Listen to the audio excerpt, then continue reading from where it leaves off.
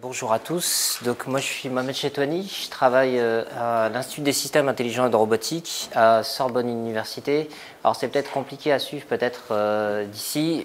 Sorbonne Université, en fait on est de l'Université Pierre et Marie Curie, que vous connaissez peut-être, et depuis janvier 2018 on est Sorbonne Université parce qu'on a fusionné avec Paris-Sorbonne, donc c'est pas facile à suivre, mais c'est ça. Donc je travaille dans un institut des systèmes intelligents de robotique et en fait on a, peut-être pour comprendre ce que je vais vous présenter, moi je suis responsable d'une équipe qui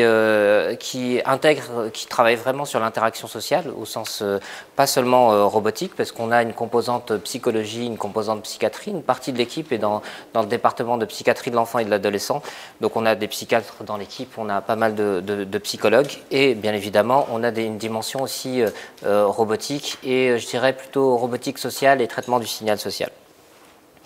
Alors, ce que je vais faire, c'est que je vais... Alors, ma présentation elle sera bien sûr en français, mais vous allez voir, les slides sont un peu plus en anglais, parce que souvent, pour les termes techniques, c'est plus facile.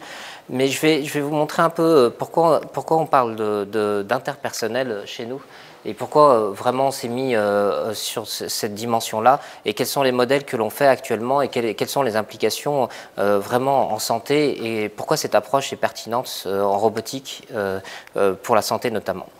Alors peut-être que, sûrement vous savez, mais en interaction humain-machine, en fait, depuis le début, depuis vraiment très très longtemps, on s'inspire de l'interaction interpersonnelle dans le sens comment les humains interagissent, et on va essayer de faire des machines qui interagissent de la même manière.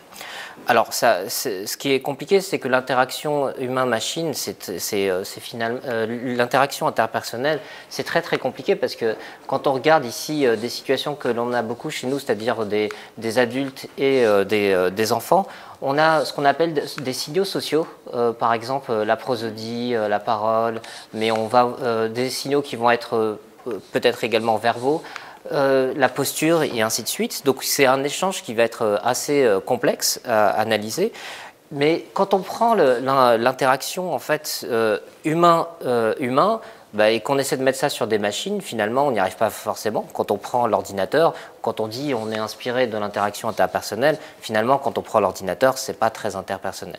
Et vous allez voir pourquoi on s'intéresse à ça dans les systèmes. C'est parce que finalement on pourrait parler presque d'un continuum qui n'est pas très formalisé, mais néanmoins il existe entre quelque chose qui va être très impersonnel et quelque chose qui va être très interpersonnel. Je prends quelques exemples ici. Ici, sur l'impersonnel, c'est le cas typique du guichet où on va prendre son billet de train, par exemple.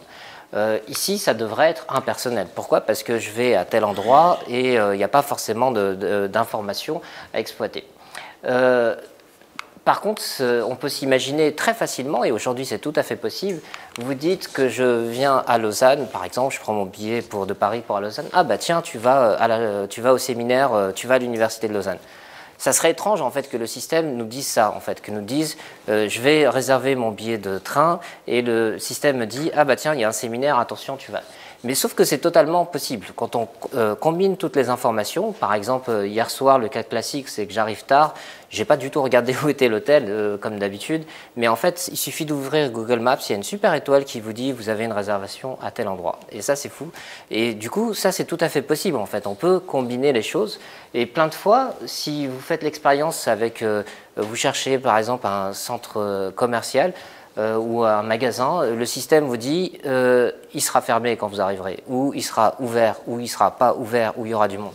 Et ça, c'est finalement des choses qui sont censées être impersonnelles, deviennent finalement assez personnalisées. Il y a d'autres éléments qui arrivent de plus en plus. Vous connaissez sûrement Siri. Donc c'est à la fois du dialogue et une intelligence artificielle assez basique, mais elle existe quand même.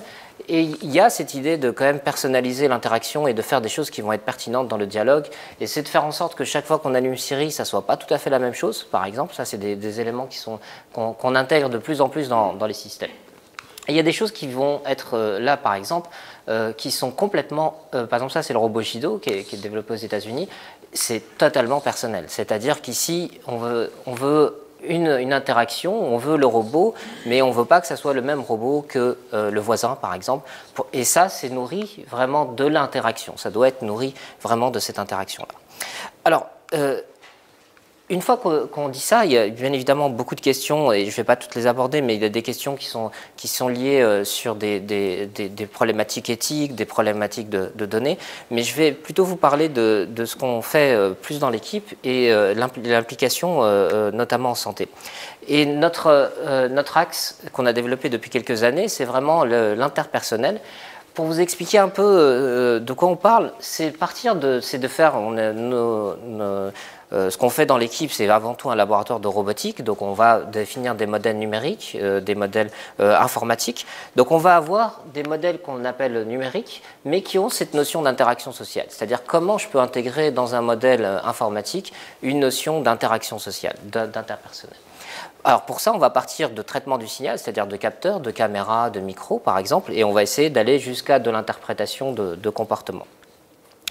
Alors pourquoi en fait, ici, si on regarde sur les aspects interpersonnels, il y a des choses qui sont finalement très étudiées, la prosodie, la parole, mais il y a des choses qui vont commencer à être assez compliquées. Par exemple, le mutual gaze, c'est-à-dire on regarde en même temps, on fait de l'imitation, on fait de la posture, ça commence à être des activités jointes, c'est-à-dire on a besoin d'être ensemble pour faire cette activité-là. Et c'est là où vous allez voir que l'impact en santé, souvent en santé, nous dans notre travail en psychiatrie, il y a vraiment cette idée, le thérapeute, le patient, les parents, l'enfant, il y a toujours cet aspect d'interaction sociale. Notamment, nous, on travaille beaucoup dans le champ du développement de l'enfant et de l'autisme. Et souvent, une des questions, c'est les signes précoces de l'autisme. Et une approche qu'on a développée depuis quelques années, c'est de ne pas prendre juste l'enfant, mais de prendre l'enfant et l'interaction sociale. Et c'est encore plus pertinent dans le champ de l'autisme. Alors, pour vous donner un exemple de ce que ça veut dire qu'une dynamique d'interaction sociale, je vais vous montrer une petite vidéo. C'est une expérience qui est très très connue, je ne sais pas si vous connaissez ça. Ça s'appelle des expériences de still face en anglais, qui sont connues en psychologie développementale. Ce que vous allez voir, c'est une interaction normale. Donc je fais quelque chose, vous faites quelque chose, on est ensemble, on fait des activités ensemble, mais au bout d'un moment, on détruit un peu la dynamique de cette interaction. Et vous allez voir, donc là on fait des choses ensemble, et au bout d'un moment, ce que vous voyez, c'est la mère est là, mais il n'y a pas de retour. Okay, il n'y a plus du tout de cette boucle interactive, n'existe plus. Alors vous voyez, l'enfant essaie de réengager, il essaie de pointer, de réengager, c'est très stressant pour l'enfant. Donc c'est vraiment des situations assez intéressantes en interaction sociale, parce qu'on a une interaction, on n'a plus d'interaction, ou au moins on a une interaction un peu différente. Et ensuite, bien évidemment, la suite de l'interaction sociale, c'est ensuite de réengager cette interaction. Alors ça, c'est typiquement des problématiques de dynamique d'interaction sociale qui sont très étudiées en psychologie du développement. En robotique aussi, c'est étudié pour une raison très simple. Vous avez sûrement dû faire interagir avec des systèmes et vous ne savez pas ce qu'ils font en fait. Et c'est typiquement du still face. Vous avez un ordinateur, il fait quelque chose, mais on ne sait pas ce qu'il fait. Ça, c'est typiquement du still face, parce qu'il n'y a pas de retour du système. Et c'est très, très récurrent sur des systèmes informatiques, des agents virtuels, des robots sociaux, où on ne sait pas ce qu'ils font. Donc on n'est pas loin du still face. Donc on a pas mal d'expériences où les gens essaient de comprendre ce que fait le système, et on est dans ces situations-là. Donc on étudie beaucoup ces dynamiques, parce qu'il faut pouvoir les maintenir. Alors ce qu'on dit ici, c'est plus compliqué en réalité que ce que l'on voit. Donc ici, c'est des caméras et des micros qu'on pourrait utiliser. Je ne sais pas si vous connaissez, mais il y a beaucoup d'autres domaines. Je vais revenir derrière un peu plus tard sur ces questions-là. Par exemple, des travaux qui ont été faits à la Salpêtrière sur une expérience de ce qu'on appelle de l'hyperscanning, c'est-à-dire au lieu d'analyser un cerveau, on analyse deux cerveaux en interaction. Là, c'est notamment de l'EEG. Et ce qu'ils ont fait, c'est des tâches d'imitation extrêmement simples, juste des mouvements. Et ce qu'on retrouve, c'est un peu les mêmes idées qu'ici, c'est qu'il existe une dynamique qui finalement, on est couplé d'un point de vue comportemental. Je vois ce que vous faites et j'essaie de faire comme vous. Ben ça c'est un couplage qui n'est comportemental, mais aussi cérébral. Un autre travail que j'aime beaucoup, parce qu'on a pas mal travaillé avec eux, une équipe en Israël travaille sur des expériences très similaires qu'ici, c'est-à-dire des interactions parent-enfant, mais c'est plutôt père-enfant. Et ce qu'ils ont fait, c'est manipuler un peu l'interaction de manière un peu artificielle avec une hormone qui s'appelle l'ocytocine, je ne sais pas si vous connaissez, c'est une hormone qu'on sécrète très naturellement et qu'on peut prendre aussi en spray. Et donc ici, une situation ocytocine et placebo. Et ce que vous voyez, c'est que ici, on a un peu une qualité de l'interaction sociale, par exemple le toucher, on va avoir la réciprocité sociale, le regard social, la manipulation d'objets, et on voit que la qualité même de l'interaction sociale est finalement améliorée par ça. Donc tout ça pour dire que dans cette présentation, que la dynamique de l'interaction, elle est hyper importante et elle est finalement pratiquement multi-échelle, et il y a beaucoup de travaux pour essayer de relier un peu ces échelles-là, et je reviendrai dessus après. Alors, de quoi on parle quand on fait de la dynamique? En fait, on a plusieurs problématiques. Une première problématique, c'est de définir cette dynamique-là. Il existe, par exemple ici, si on prend une interaction entre deux personnes, donc ils échangent des signaux sociaux, de la vocalisation, des mouvements de tête et ainsi de suite. On a pour chacun des signaux une dynamique. La parole a sa propre dynamique, le geste a sa propre dynamique, et elles sont complètement différentes. Même si on va d'un point de vue ingénierie, ce sont des capteurs finalement différents. Mais si on regarde, on a une dynamique individuelle, par exemple faire un geste et parler. Donc je fais une présentation, je parle et je fais un geste. C'est une dynamique aussi qu'il faut analyser entre plusieurs modalités. On peut avoir des dynamiques qui sont interpersonnelles, par exemple, et c'est celle qui nous intéresse ici, c'est un regard en réponse de quelqu'un qui va pointer, qui va faire un geste. Donc là, il y a déjà une interaction sociale, et on peut même changer de modalité. On peut avoir la parole de l'un avec le geste de l'autre. Ça devient assez complexe. Il existe d'autres dynamiques, je ne veux pas en parler là, mais par exemple le groupe est une dynamique, la société est également une dynamique. Et souvent en informatique, et on a tout le temps traité, souvent du fait du traitement du signal, sûrement, ça sous un mode qu'on appelle télégraphiste, qui est extrêmement simple, parce que d'un point de vue mathématique, ça serait le plus simple. C'est j'envoie un signal, okay, je vous envoie un signal, vous faites un retour, et voilà, ça va marcher de cette manière-là. Donc ça, c'est par exemple, je fais une présentation, je vous regarde, ensuite je reparle et ainsi de suite. Donc c'est un peu simpliste, donc on a émission, réception, et à chaque fois, on renvoie de feedback. Sauf que dans la vie, ça ne se passe pas du tout comme ça. Dans l'interaction naturelle, on a une complexité qui est beaucoup plus importante, on a une interdépendance des personnes, et je vais vous montrer ça un peu après. On a aussi un rôle, on joue un rôle en fait, que ce soit explicite ou implicite, on joue un rôle, que ce soit l'enseignant dans une salle, des amis à l'extérieur, il y a tout le temps cette idée de rôle. Il y a quelque chose qui est très important à comprendre, c'est l'aspect transactionnel de l'interaction sociale. C'est que finalement ici on pourrait se dire, ça c'est un speaker, il parle, et ça c'est un listener, donc il écoute. Et donc il est quelque part, d'un point de vue presque modèle, il a mis le mode je parle, j'émets, le mode je reçois. Sauf que c'est pas vrai, on pourrait dire lui, en fait il communique, mais différemment, pas avec de la parole, mais différemment. Il fait des feedbacks, il vous regarde, et ça c'est de la communication, mais c'est une autre modalité. C'est pas de la parole, mais c'est une modalité. Donc on n'est jamais dans un mode finalement, juste on parle, ou juste on communique, ou juste on reçoit. Et ça c'est très important à comprendre. Sauf que c'est pas traité vraiment dans la DIM. Alors ces idées-là, en fait, elles sont comme on l'a dit tout à l'heure, c'est beaucoup plus compliqué que juste des comportements. Et il y a beaucoup de domaines, en fait. C'est ça qui est assez intéressant. Et je pense que c'est des séminaires un peu de ce type-là. C'est vrai, c'est intéressant d'aller au-delà des frontières des disciplines, parce qu'on se rend compte que finalement, peut-être qu'on a une bonne idée dans une discipline, mais en réalité, il y a une autre discipline qui a aussi avancé sur cette question-là.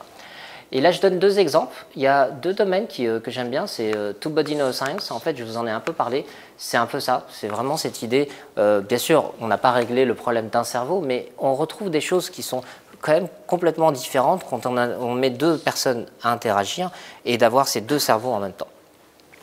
Donc ça, c'est tout un travail qui est fait en Two-Body Neuroscience. Il y a aussi Biological Synchrony. Alors, j'aurais pas le temps de vous en parler, mais c'est un travail extrêmement intéressant. Tout à l'heure, je vous ai parlé d'ocytocine et d'interaction parent-bébé. Ici, dans cette expérience, on donne de l'ocytocine seulement au père. Donc, forcément, son taux d'ocytocine augmente. Okay, il augmente aussi naturellement avec une interaction. Et on donne strictement rien à l'enfant. Okay, on donne strictement rien à l'enfant. Et ce que vous voyez ici, c'est que le taux d'ocytocine de l'enfant, il augmente de manière très significative. Et donc là, il y a vraiment aussi en biologie cette idée d'effet d'une hormone et même de l'effet d'une personne sur une autre. Alors c'est des choses qu'on sent un petit peu. Par exemple, si quelqu'un est stressé, qu'est-ce qui se passe? Son taux de cortisol va augmenter et on a tous vu ça.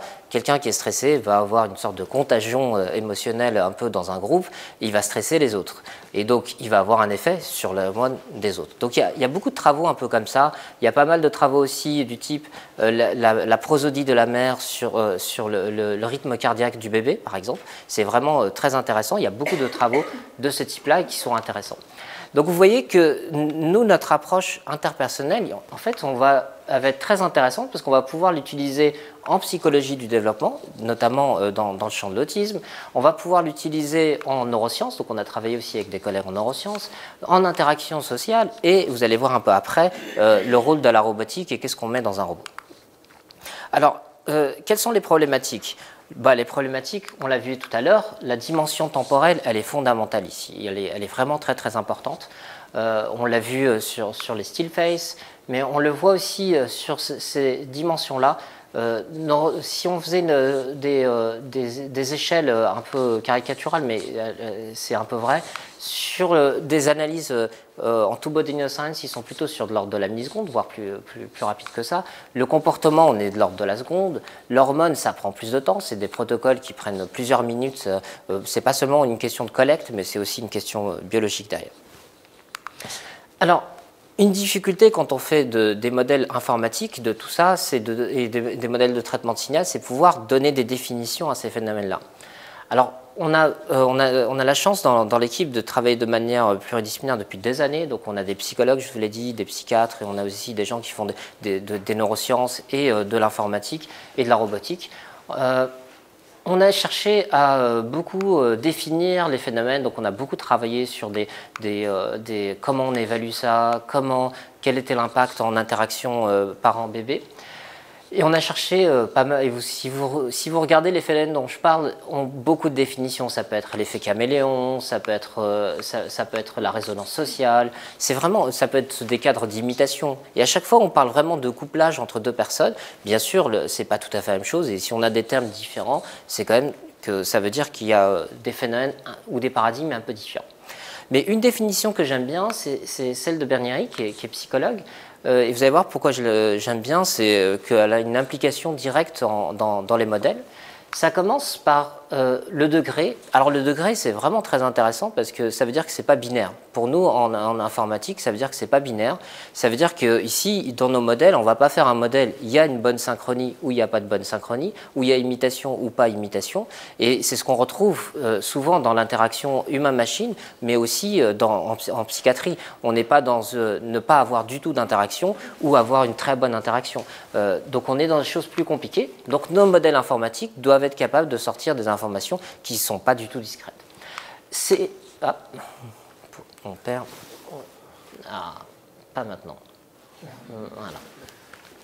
Voilà. On perd aussi. On a aussi des informations, c'est des comportements. On doit être sur des comportements, ça c'est fondamental, qui sont en interaction, donc ça ne marchera pas si on n'est pas en interaction. Et ce qu'on retrouve dans une définition, je pense que Bernier, il n'a pas du tout fait pour des gens qui font du traitement du signal et de l'informatique, mais c'est assez génial, c'est que c'est pas aléatoire et qu'il y a des formes. Ça veut dire que derrière, mathématiquement ou avec des méthodes d'apprentissage, on va pouvoir extraire quelque chose. On n'est pas quand on prend une interaction, on se sent libre, mais en fait, ce n'est pas aléatoire, il y a des formes très spécifiques qu'on va pouvoir extraire. Donc ça, c'est l'idée. Ils sont synchronisés et là vous retrouvez les deux informations qui vont être fondamentales, s'il y a le temps et la forme. Ça c'est très important. Et ça, je vais vous prendre un exemple soit dans le champ de l'autisme, soit dans l'interaction humain-machine. Dans le champ de l'autisme, on a vraiment ces questions aussi. Quel est le temps d'interaction entre le parent et le bébé? Quelle est la forme? Est-ce que j'ai le bon sourire au bon moment? Sur de la robotique, on a le même problème. On a des agents virtuels.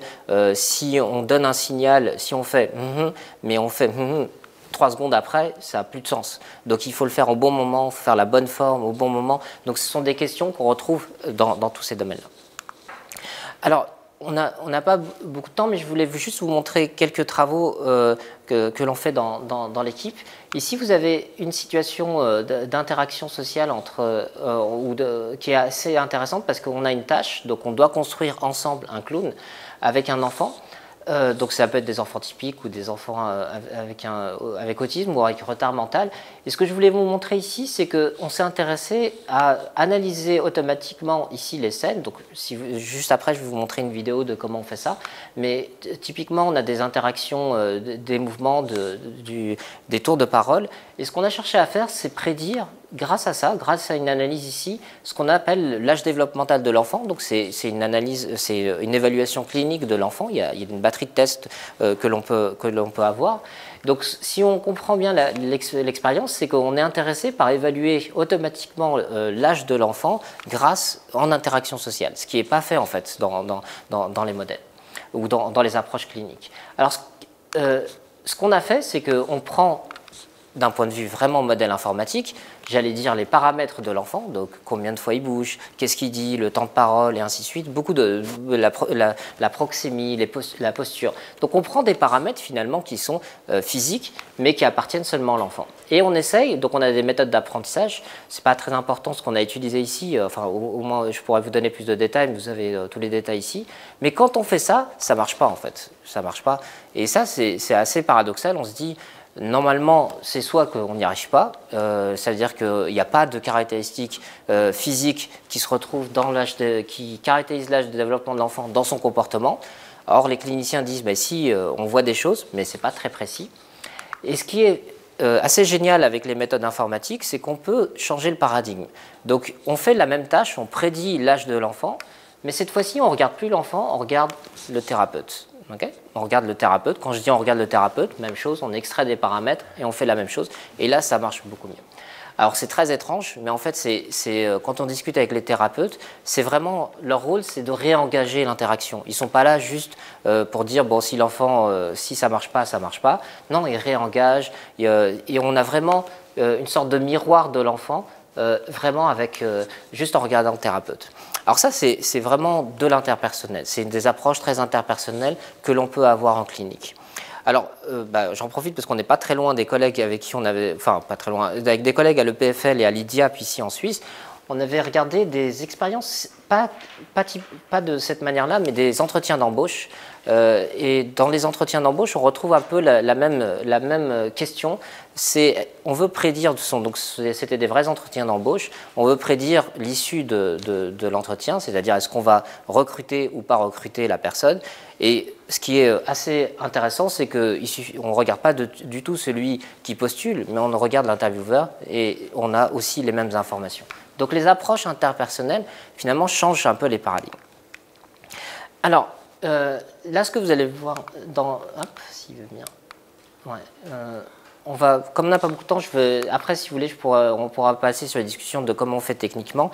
Mais je vais juste vous montrer, pour la fin, sur l'aspect robotique, comment on utilise ça. Donc ici, vous avez une expérience d'imitation. Donc vous avez une personne qui imite un robot. C'est une expérience, l'imitation est un problème de synchronie, en fait, c'est un problème assez intéressant parce qu'il y a ce problème de forme, on doit faire la même chose, et de temps. On simplifie un peu le temps, quand même, dans l'imitation, et la forme aussi, on la simplifie un peu.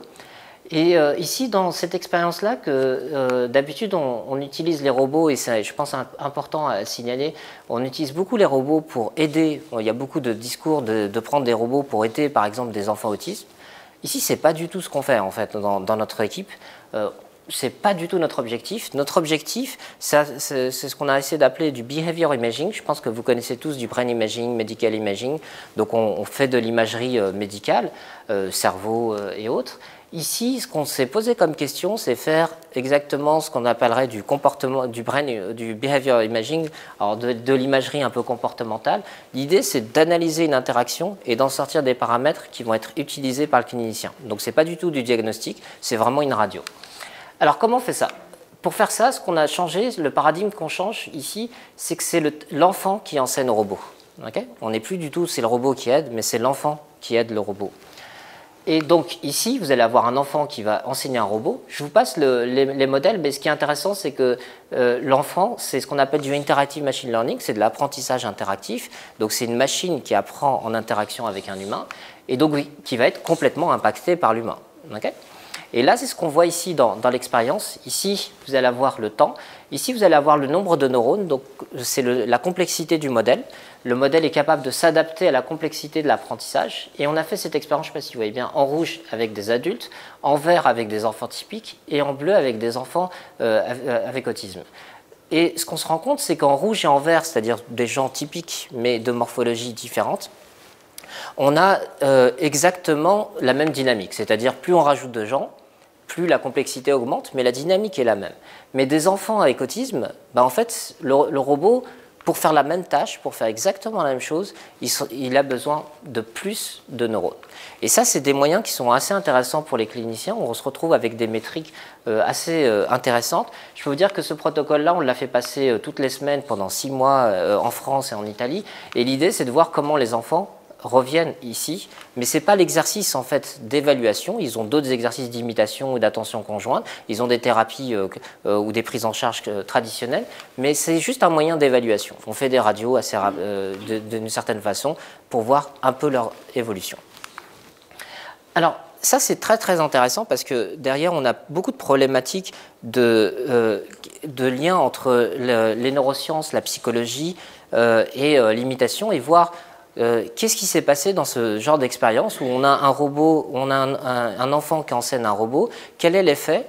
On a regardé un peu ce qui se passait, ou tous les travaux en imitation. On a travaillé avec Melzov, je ne sais pas si vous connaissez, mais il a beaucoup travaillé sur l'imitation, et notamment chez les bébés. Et dans son discours et dans tous ses travaux, on retrouve cette idée de pourquoi les bébés font de l'imitation. Quelle est la motivation principale d'un bébé, vraiment de faire la motivation? Alors, d'un point de vue informatique et d'un point de vue robotique, on pourrait parler de ce qu'on appelle du task learning et du social learning. Task learning, ça voudrait dire on fait de l'imitation pour apprendre son propre corps, par exemple, ou c'est plus facile parce qu'on a un pattern, on doit modifier son propre corps pour atteindre le même pattern. Donc, ça serait vraiment, d'un point de vue robotique, apprendre une tâche. Mais il va plus loin, il dit, mais en fait, ça ne sert pas qu'à ça, ça sert aussi à créer un lien social entre les parents et les enfants parce qu'on a vraiment cette idée de bounding, on crée une relation importante. Donc c'est ce qu'on a essayé de démontrer avec des modèles informatiques. On s'est dit, si on fait apprendre à un robot une tâche d'imitation, et on pourrait avoir, et cette expérience au début, on l'avait appelée un peu de cette manière-là, c'était faisons de l'imitation ensemble et je vous dirai qui vous êtes. Okay? C'est vraiment, on apprend une tâche, on demande au robot, comme tout à l'heure, d'apprendre vraiment l'imitation. La seule contrainte, c'est de faire de l'imitation, mais le fait de faire de l'imitation, à chaque fois, on a nos propres mouvements qui sont différents, et donc ça veut dire qu'on peut sortir une signature qui est spécifique. Donc on l'a fait sur la posture, on l'a fait sur des émotions, expressions faciales, on l'a fait même sur du virtuel, c'est-à-dire un agent virtuel qu'on manipule complètement avec un robot, et on arrive à identifier les gens. Donc derrière, quand on fait des tâches interactives de ce type-là, on n'est pas seulement en train de faire la tâche d'imitation, mais on est un humain, on a nos propres caractéristiques, et aujourd'hui, on utilise ces informations-là en clinique.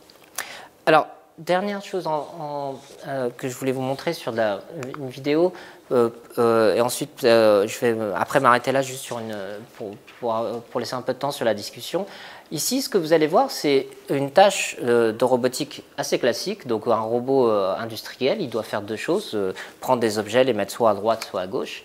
Sauf que ici, au lieu de faire ça, on pourrait tout à fait les programmer, les robots, mais ce qu'on va chercher à faire, c'est mettre un humain qui va enseigner au robot à chaque fois, qui va vraiment enseigner au robot sur les tâches. Et donc, le robot sait ce que ça veut dire oui, non, mais il ne sait pas comment on enseigne, parce que chacun enseigne de sa propre manière un robot. Et vous allez voir l'intérêt ici, c'est qu'il y a des intérêts bien évidemment de modèles informatiques et de modèles robotiques, parce qu'on va pouvoir faire enseigner au robot un ensemble de tâches, mais on inverse les paradigmes, on n'est plus dans des paradigmes où on a le robot qui assiste, mais on va avoir l'humain qui va enseigner au robot, et on va avoir toujours un statut du robot qui va être spécifique. Alors, je vais passer là-dessus, et je vais juste finir peut-être sur On pourra discuter un peu des méthodologies après. Je reviendrai peut-être sur ce slide-là, sur les discussions, mais c'est les points que j'aimerais bien qu'on regarde un peu. C'est finalement, il y a beaucoup de questions sur de l'humain-humain, de l'humain-robot, comment on les utilise. Il y a des questions de modélisation, il y a des questions d'acceptabilité, d'éthique, d'éligibilité, mais il y a des questions méthodologiques aussi qui sont très importantes. Il y a aussi, nous, comment on l'utilise. Comment on peut prendre le robot plutôt sur un objet scientifique comme un outil qui va servir le clinicien. Voilà. Donc tout ça, on le fait aussi dans un projet qui commence, notamment avec des collègues à l'EPFL, sur un paradigme complètement différent. Je vous invite vraiment à regarder parce que c'est un projet qu'on commence là. On a des écoles d'été, des écoles d'hiver qui sont à chaque fois gratuites aussi, où on a une quinzaine de doctorants qui vont travailler sur ces questions-là, mais autour de l'éducation. Et vous allez vous retrouver avec des paradigmes, encore une fois, complètement différents. On n'est plus dans le robot qui prend la place du professeur, plus du tout. On est dans des boucles qui vont être assez complexes, où on met le robot qui va être un outil. Et donc, on est complètement dans l'inverse. C'est des enfants qui enseignent au robot, un enseignant qui enseigne au robot, et ainsi de suite. Voilà, donc ça c'est un peu ce que je voulais vous montrer un petit peu aujourd'hui. Donc c'est vraiment, pour résumer, on a ces dimensions-là d'interaction sociale qui sont, sur lesquelles on peut quantifier. Ça c'est vraiment très intéressant. On peut quantifier maintenant des comportements qui étaient à la fois qui sont subjectifs. Alors on n'arrive pas à tout quantifier, mais ce qui est intéressant c'est que si on contextualise l'interaction, si on prend des situations médicales qui sont assez cliniques, qui sont assez standardisées, on arrive à faire des choses assez intéressantes. On peut maintenant aller beaucoup plus loin en reliant du non-verbal à de la psychométrie, à des mesures cliniques.